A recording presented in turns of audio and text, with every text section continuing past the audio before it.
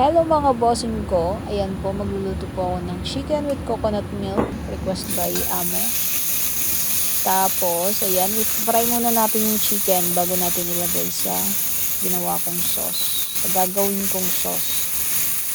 Kung napapansin nyo yung chicken na yan, walang skin. Tinanggal ko talagang skin yan para less oil. Hindi siya maging ma-oily pag niluto ko na. Yung chicken wings lang ang hindi ko matanggalan kasi mahirap siya tanggalin.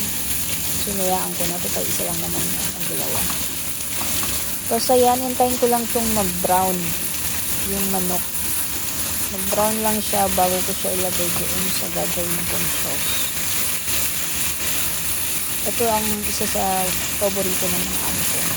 Kaya kailangan pasado sa lahat ng lasa nila. Pero sa tagal ko na rin nakuha ko ng ano yan. So ayan, magagawa na ako ng sauce. Oil muna, tapos ilagay ko yung onion. White onion po.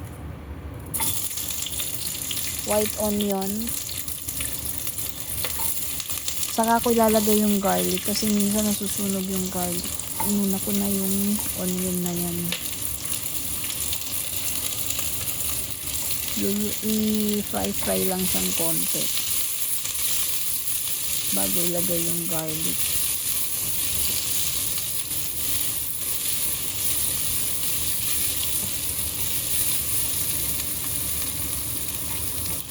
So ilalagay ko na yung garlic niya. Isa to sa ano bang sabi ko kanina? Isa to sa paborito nila amo, kaya lagi ako nagluluto nito. At nakakabisado ko na nga, sa tagal ko na rin sa kanila, mag-11 years na ako. So, nakakabisado ko na yung mga gusto nilang pagkain. Diba? Dati kasi alam nyo, pag hindi sa panlasa nila yan. Lalo na nung bago ako. Gabi-gabi yan tinatawag ako sa lamesa. Pag habang kumakain sila. Pag hindi nila gusto ang panlasa, sasabihin ni amo niya. Si amo ang nagko-komento dyan. Kasi siya yung panganay, siya yung nagpirma nun sa akin. Sabihin niya anong kulang, anong ganito. From the dish to the soup. Yung soup, diba? Kasi pag kumakain sila, lagi may sabaw yan. Lagi may sabaw pag mga insect. So, ayan. Nilagyan ko siya ng flour. Gagawa muna ako ng pinaka white sauce, yung sauce niya. Diba pag sa mga white sauce kasi nilalagyan para medyo malapot siya. Nilagay ko yung flour, tapos naglagay ako dito ng chicken broth. Tapos halu-haluin ko na lang muna. Kailangan yung fire niya hindi masyado malakas. Mahina lang. Lagyan ko siya ng hanggang para hindi siya yung ba tawag dito, bubbles.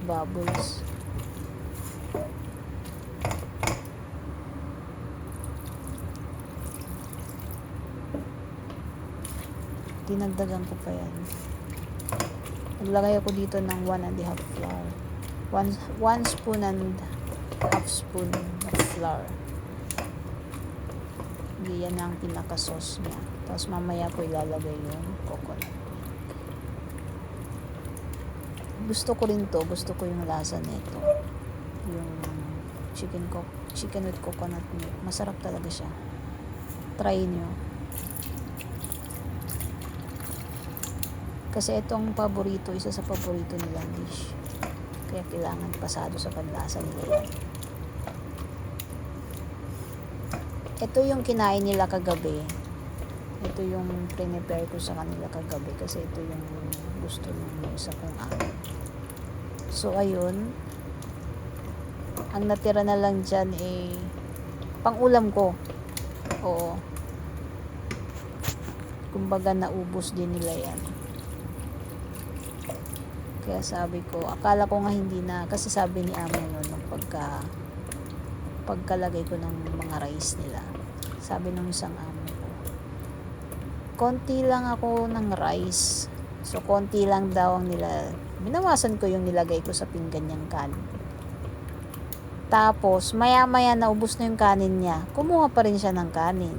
Nasarapan siguro siya sa sa chicken with coconut milk. Masarap to sa panlasa talaga. Basta masarap ang luto. Isa to sa gusto ko rin na niluluto ko dito sa kanila. Kasi ang mga amo ko mahilig sa masarap. So, kailangan sarapan natin. Pero may time yan na nag-iiba ang pagka wala ako sa mood. Pagka inis ako, yung ba wala ako sa mood talaga. Pag nagagalit tayo, nabubisit tayo, nag-iiba yung lasa nung niluluto natin. Dati naririnig ko lang yan sa iba, pero ngayon hindi ako naniniwala nung dati pero ngayon kasi ako nagluluto, naniniwala na ako. Kasi na-experience ko. Tapos ito, lagyan natin ng isang pack lang ang nilagay ko na coconut milk dyan. Isang pack lang siya. Tapos lagyan nyo na lang ng pepper. White pepper ang nilalagay ko sa na yan.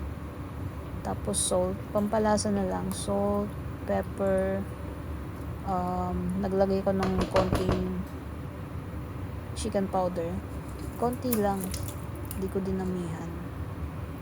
Saka ko nilagay yung manok. Ayan na yung sauce niya, diba? Yummy talaga. Pero yummy talaga yan kasi halos hindi ako matirhan nung ulam na yan. Lagyan ko siya ng white pepper. Kasi pagka white sauce, ang talaga dyan is more on white pepper. Para masarap yung sauce niya. Diyan ko yan natutunan kay Amo. Si Amo hindi naman siya chef or pero siguro mahilig kasi siya sa pagkain. Tapos mahilig siya manood sa mga YouTube, yung ganun. Pero may mga kaibigan yan, lalong-lalo na yung lagi nagpupunta dito na may restaurant. So, natututo din ako pag nagluluto sila dito sa bahay. Diba, pag nagsusugal yan dito sa bahay sila. Lagi kasi nandito yung kaibigan niyang yun. So, may mga natututunan ako kasi may-ari ng restaurant yun. At pag nagluto yun iba, may mga bit-bit siya, ganito, sasabihin niya kung anong kailangan ilagay dyan para So, nakakatuwa rin kasi may mga natututunan ka. Dati kasi lang ako hindi ako nagluluto sa amin. Sa probinsya. Si mamang tagaluto tsaka si papa ko. So, ang ko lang nun, kain, tulog, ganun lang pag umuwi ako. Tapos, ayan, patapos na. Paluto na to. Antayin ko lang maluto tapos iserve ko na rin sa kanila. So, ayan lang po ang ating video is cooking ina mo. Hindi po. Cooking chicken with coconut milk. Try nyo mga bossing. Nilagyan ko siya ng carrots. Pero dapat talaga neto may patatas pa. Potato. Kaso, nakalimutan ko sabihin kay Amo, wala na pala kaming patatas. So, ayan lang yung nailagay kong dyan. Carrots lang. Carrots. Yan lang po. So, ayan po. Isang magandang gabi sa inyong lahat.